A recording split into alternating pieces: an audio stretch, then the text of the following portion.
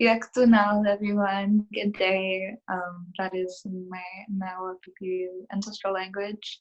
And I want to thank everyone here for being present in this collective journaling space that I will be facilitating today. So for those who are just joining us for this space, I want to introduce Movement 2020. It is a coalition of environmental and social justice organizations from all across Tongva, Chumash, and Tatevan lands that are now called Los Angeles. And we have united to act on climate change and the climate crisis we are facing. And we have centered the voices of Indigenous youth and Indigenous people and have been able to ground these 4 days of action in Indigenous prayer and as a way to deconstruct Earth Day from a construct that serves, that reserves a single day out of the entire year to honor and to acknowledge the land. And we want to move forward for a long-term movement that shifts the collective consciousness in order to create change to support all people, all species, and this earth. So we'd like to start off these 4 days of action with this day for self.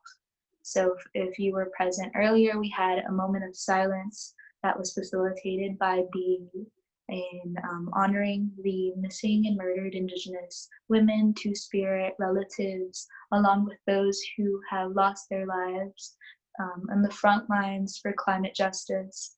And as we continue this day, we can continue to hold space and hold that silence to honor those spirits, honor those people for their work, and also honor and respect and acknowledge the injustices in many Black, Brown, and Indigenous people of colors communities due to being on the front lines of climate injustice. And so these 4 days of action are to cultivate self-reflection. Also with our meditation that we had earlier, you can also still access that on the Facebook. It's been recorded. Alexis facilitated that earlier today. It was a beautiful, beautiful space. And what we want to emphasize today is that it is vital to take care of ourselves and to look inward in order to maintain our momentum in community organizing movements. And when we look inward and ground in who we are, we can receive clarity about our purpose and make the best decisions moving forward, honoring not only ourselves, but honoring our community. And we can also be a supportive force for others through our own grounding.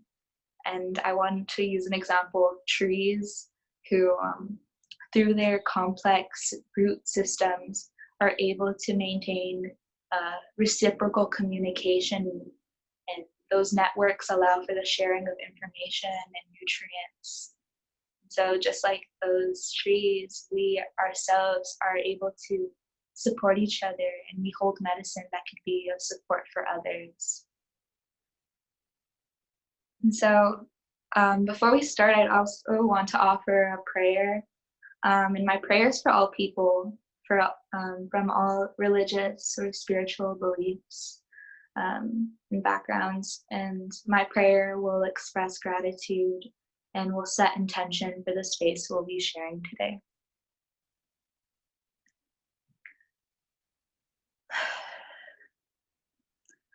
Batiuch Bamuchitiu. Thank you, Creator. Thank you, Creation, for being present with us and for giving us this day of another day of life, another day of breath, another day to be one with all around us, with the sacred elements, with our family, with our friends, with our community.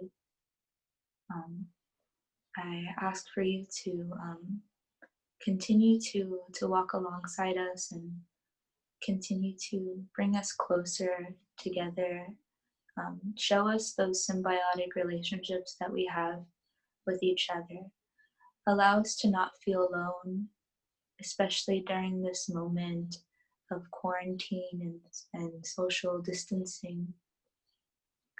Allow people to look inward today, Creator, and continue to habitualize that practice of looking inward and taking care of oneself, but also knowing that they are supported by the collective. And as we move forward, I ask for you to also bless those who are currently unable to social distance, unable to take care of themselves in the ways in which are recommended. And we ask that they can find time in their day to ground themselves and find whatever means that they feel most called to channel that sense of inner comfort and connection. Patiush. Thank you. I also want to start by introducing who I am and allow and establish the perimeters of what I know and what I don't know. Because we all arrive at a place of knowing from our families, our elders, our communities, and institutions. And recognizing that genealogy of knowledge is significant in honoring those who have contributed to the collective before us, honoring those 7 generations before us, as well as recognizing the legacies that have prohibited many of our ancestors from passing down knowledge, because that is a process of remembering that is very hard for many who come from that history. So my name is Yulu. I'm a descendant of the Nawa Pipil and Lenca people from Cuscatan, known to many as El Salvador. And I am also Afro-Indigenous and have Spanish roots from my Cuban side. And the knowledge that I hold comes from Western education in Latin American history and sociology, along with Indigenous-based holistic healing practices that I've learned from my community. And I am also shaped by my Mexica, Huichol, Lakota, Cherokee, and San Carlos Apache relatives who've shared their culture and ways of life with me. And I'm grateful for that. And I walk between many worlds, and it is a blessing to be able to connect with so many people in this way. And I also want to acknowledge and thank my ancestors and spirit guides who walk along me on this journey. And before we start this practice together, I want to validate the various ways that one can journal as well. So whatever you find most accessible, whether it is a pen and paper or through both voice recording or typing, are all valid ways. And the purpose of this space is to check in with ourselves and truly transform the world that we want to see around us. And honoring those still moments in life to reflect can be really difficult in a capitalist society that conditions people to rush and treat time as an opportunity to make money and gather wealth. So I want to acknowledge that firstly. When navigating to try to survive, like many Black, Brown, and Indigenous communities, functioning on a fight or flight state over time does not allow us to feel present and be present. And this means that many of us are not feeling fulfilled or feeling good on a soul level. And so I emphasize this to make sure that our organizing movements must not internalize the concepts of productivity that cause burnout and disassociation from ourselves, and that food, clothing, and shelter are not and should not be the bare minimum, and that space to care for our emotional, our mental, and spiritual needs are needed for the collective well-being. And journaling, as I am bringing today to this space, is one way we can practice and address our needs. Self-reflection can bring about innovation and envision the future we want to see. And it's also a way to bring our unconscious thoughts to something that is concrete and is in that stage where we can actualize our dreams and our visions and manifest them. And I also want to bring a little bit of my own knowledge in astrology into this space too. And in my ancestral beliefs, we did not only see the earth to be like interconnected with us, but also the cosmic life above to be interacting with us. And so from our ocean's tides to the seasons and the moon phases, Western science has shown proof that our circadian rhythms, like our hormone excretions, our sleeping patterns, the way our blood is regulated is all affected by not only the seasons, the 4 seasons, but also the phases of the moon. And so we can also see behavioral changes within species and other earthly beings in relation to the phases of the moon. And I invite y'all to see this new perspective so you can, if you wish, choose to work with interconnecting with our environments and interconnecting with the moon. Because on April 22nd, 2020, which is tomorrow, we are actually having a new moon, and it's entering the astrological sign of Taurus, which is an earth sign. And so the new moon is known as the beginning of the lunar cycle that many connect with to plant seeds physically, literally. Our ancestors and many farmers today use the new moon, the lunar calendar, to plant and harvest and to take care of crops. But we can also use this moment to plant our seeds symbolically when it comes to actualizing our goals and our dreams.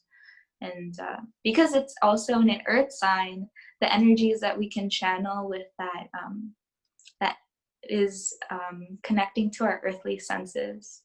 And the archetype of Taurus is a conduit for attunement to the deep rhythms of nature.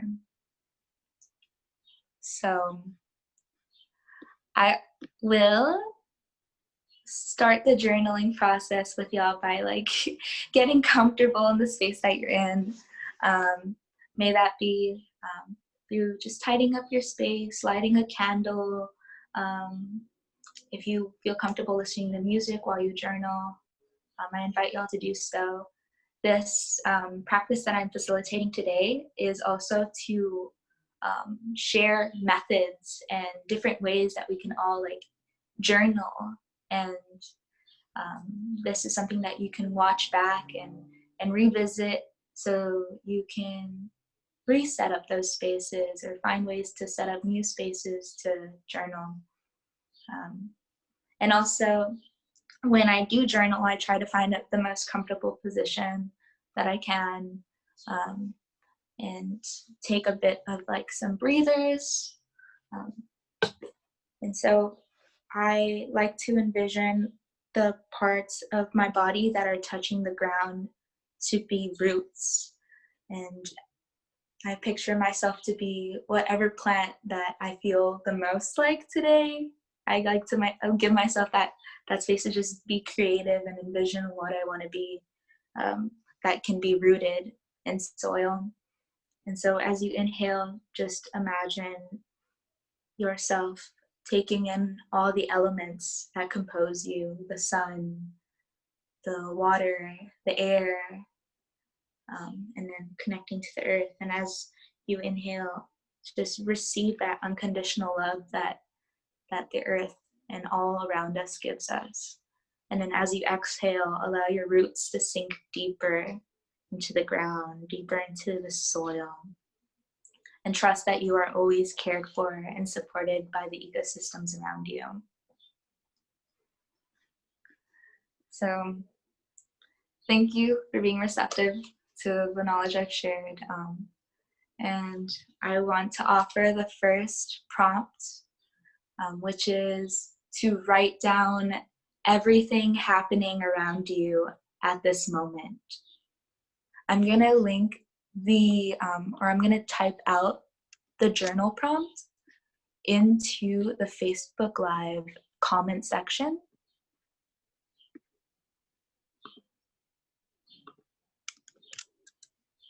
So the first question is to write everything happening around you at this moment. So write down everything that you see, that you hear, smell, feel around you, and be as detailed as possible. And for this exercise, this first prompt, I want you to write as much as you can and not stop for a second. And give yourself 5 minutes to do so, starting from now. And I will check in with y'all after those 5 minutes. And so this practice will allow you to let your stream of consciousness flow unapologetically. And I'm going to be joining y'all throughout this whole journaling session.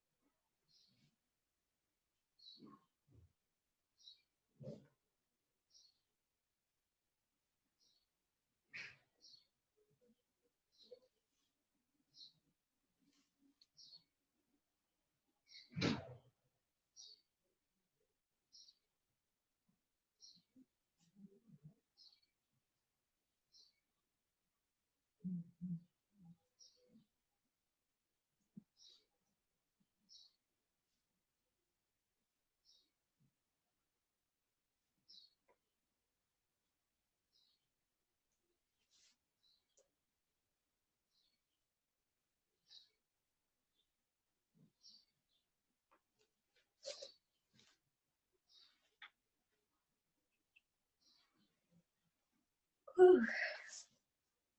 Okay, so for this first prompt, um, I did reserve 5 minutes to just allow yourself to write, but if you feel called to continue to um, write within this prompt, I believe Facebook has an option to pause the video. And since this is going to be recorded and posted onto other platforms, hopefully those platforms have a pause option. So at any time, please pause it if you want to continue to ground into the prompt. But I'm going to move forward with the next prompt, and I'm going to post that in the chat as well. And that question is, when do you feel the most you? And when I say that, when do you feel the most like yourself? Write about the actions, the spaces, the environments that evoke your sense of self. Write about why you feel the most like you at those times and what that says about you.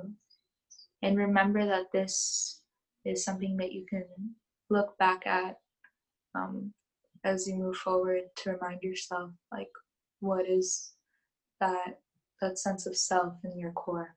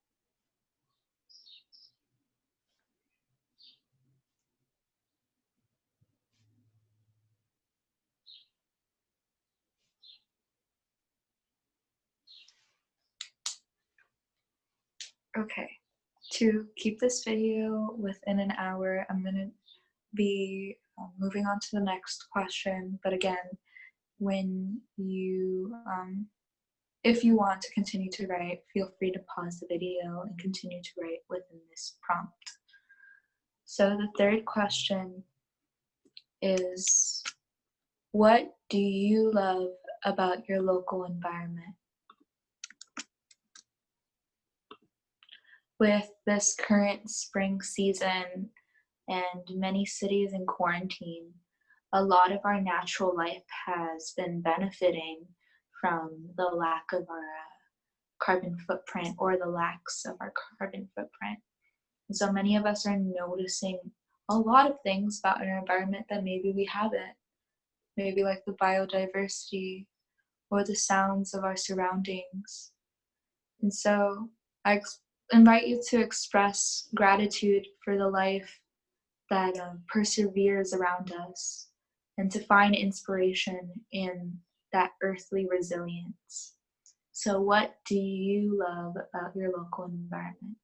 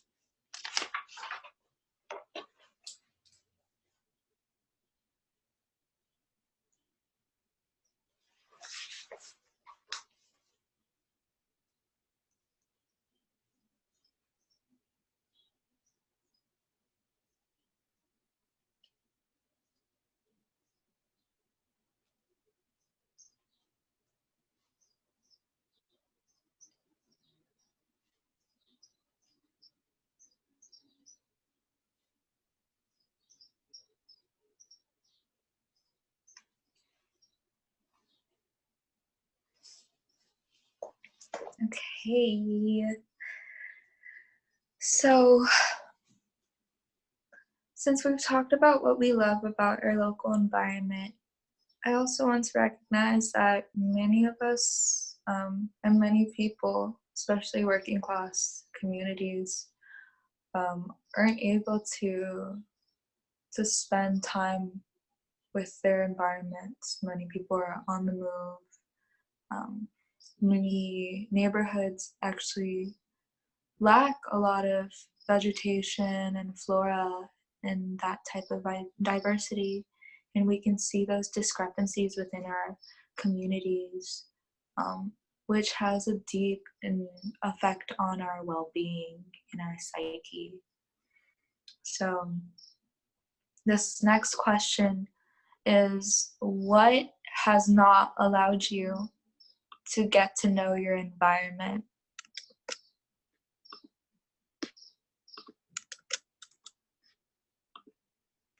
Is it because there is a lack of land protection in your neighborhood? Is it because we or you work many hours a day and are busy? Is it because you don't have access to education about your native environment? Take this moment to really think about what has prohibited you from making those deep connections and feeling grounded.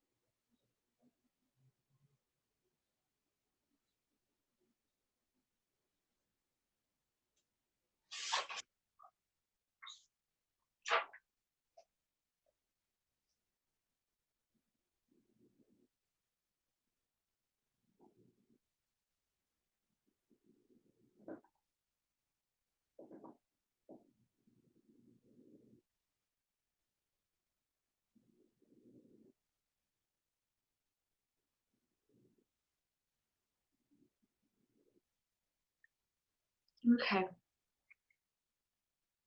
So the next prompt that I have for everyone is understanding that all life is interdependently related. How are you a symbiotic member of the ecosystem you inhabit? So, that means is, what do you do to contribute to your environment? Um, and if you are wanting to do more, what do you wish to do for your environment? So I'll drop in that additional question.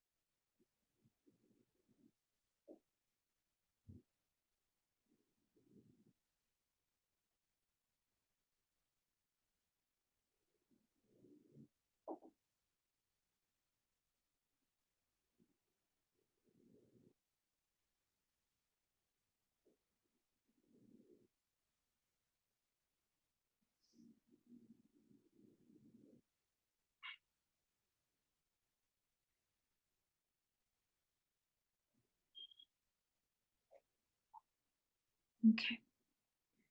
So the next question I have for y'all is, why is it important for me to organize for environmental justice? I also want to apologize for any background noises that y'all hear during this live. I do live on a second floor, and pigeons love to hang out on my roof, and you could hear them really loud, which is something I wrote in the first prompt question. So this sixth question out of 7 is, why is it important for me to organize for environmental justice? So this question welcomes folks who are new to community organizing, who are looking to be a part of that collective organizing space, for folks who are jumping back in or who would benefit from being reminded as to why you participate. And answer this question as personally as you can. And who are you fighting for? And why is it important for you?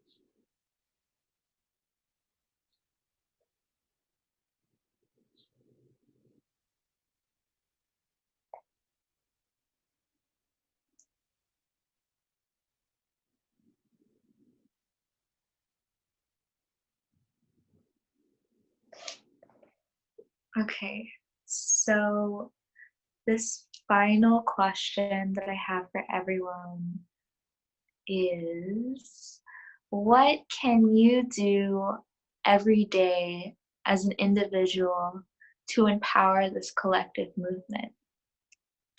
What is the most local form of change that you can do in the spirit of environmental justice? Think about the things in your house or the things in your routine. No matter how big or small we want to label our actions as, this question is meant to validate and celebrate the efforts that you make. And these changes are important and are always important and are recognized because they are the steps toward the collective change that we are achieving. And it's not what we will be achieving, it's what we are achieving because we are doing it. So what can you do every day as an individual to empower this collective movement?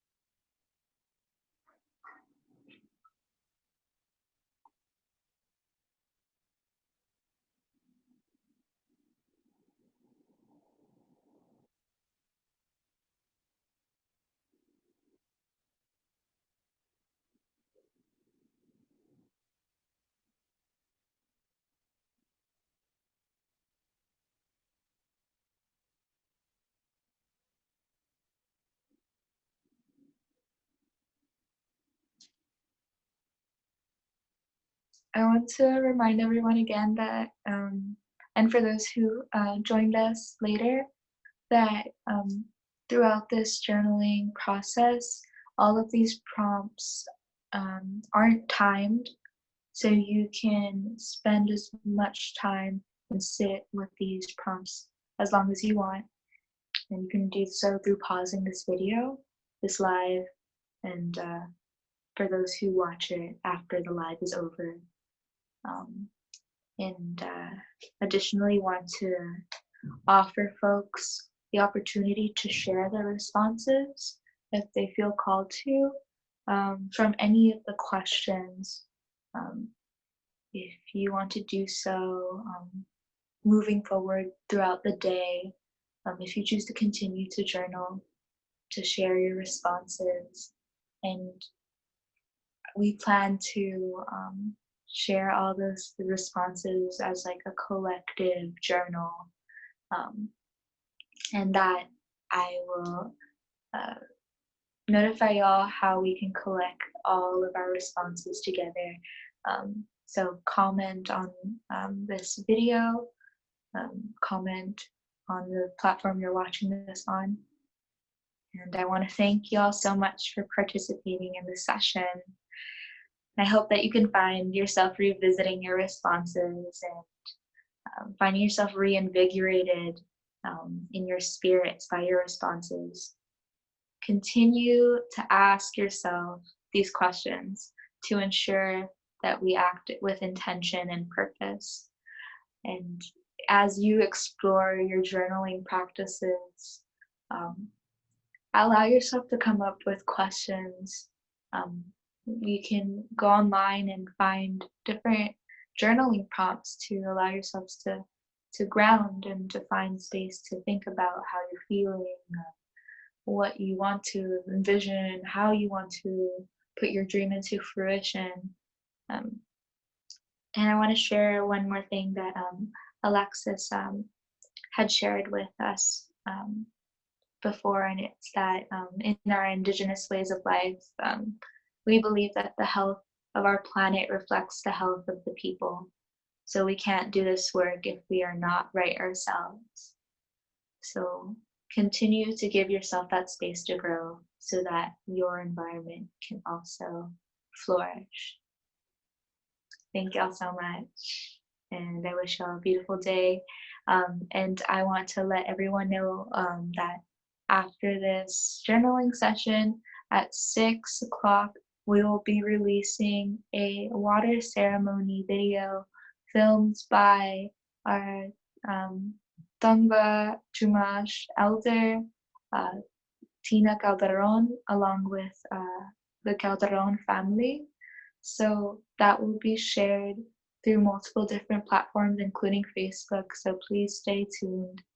And it is a beautiful, beautiful video honoring the waters that we have access to and are all amongst. So yeah, again, thank y'all for being here. And I wish you well spirits and good health. Bye.